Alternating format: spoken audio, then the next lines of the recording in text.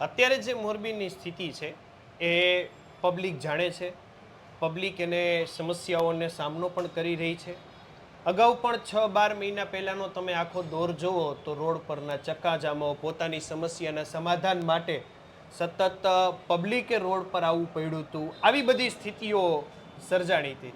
તો આ સ્થિતિને લઈને કોંગ્રેસના કયા કયા એવા મુદ્દાઓ છે કે જે મુદ્દાઓને લઈને કોંગ્રેસના ઉમેદવારો પોતાના વોર્ડની અંદર પબ્લિક પાસે વોટ માંગવા માટે જશે અને એ કદાચ ચૂંટાશે તો આ સમસ્યાઓનું સમાધાન પણ લાવશે?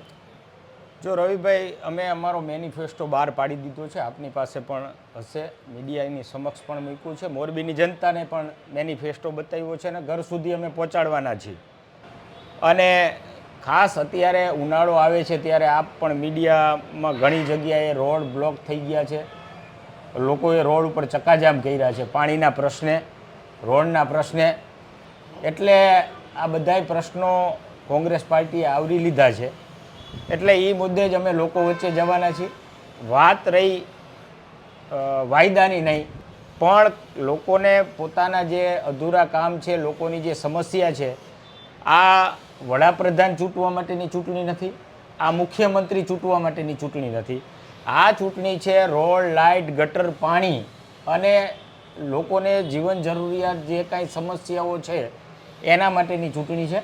એટલે મોરબીની જાહેર જનતાને કોંગ્રેસ પાર્ટી તરફથી અમારું નિવેદન છે કે જે લોકોને ચૂંટો એ લોકો વચ્ચે રહીએ, 24 કલાક હાજર હોય અને અડધી રાત્રે તમારા કામ માટે ઊભા રહીએ એવા વ્યક્તિને ચૂંટજો. અને એમાં અમે કોંગ્રેસ પાર્ટીમાંથી 52 એવા ઉમેદવારો મૂક્યા છે કે જે લોકોની વચ્ચે રહીએ. આ 52માંથી 5 ઉમેદવારો અમારા એડવોકેટ છે, એક ઉમેદવાર અમારો ડૉક્ટર છે, એક ઉમેદવાર અમારા બીફાર્મ છે, એક ઉમેદવાર અમારા PhD કરેલા છે અને બાકીના મોટા ભાગના ગ્રેજ્યુએટ ઉમેદવારો છે. એટલે ખૂબ સારી પસંદગી કરી છે અને લોકોને વચ્ચે જઈને અમે પસંદગી કરી છે. એટલે આ વખતની ચૂંટણી બહુ સારી, સરસ અને લોકો માટેની ચૂંટણી રહેશે. એટલે લોકોને વિચારવાનું છે.